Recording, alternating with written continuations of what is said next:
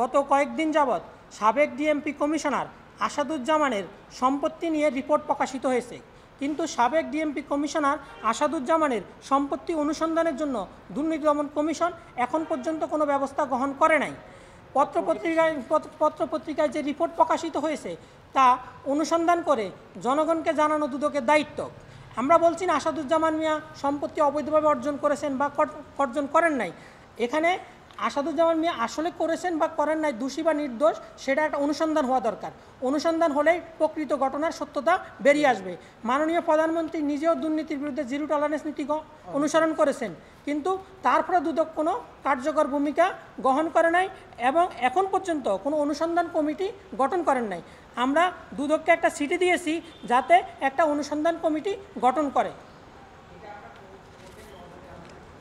আমরা এখনও কোর্টের নজরে আনি নাই, আমরা চিঠি দিয়েছি। চিঠিতে যদি অনুসন্ধান কমিটি না করে তাহলে আমরা লিগ্যাল নোটিশ দেব। এরপরে যদি কমিটি না গঠন করে তাহলে আমরা হাইকোর্টের নজরে আনব।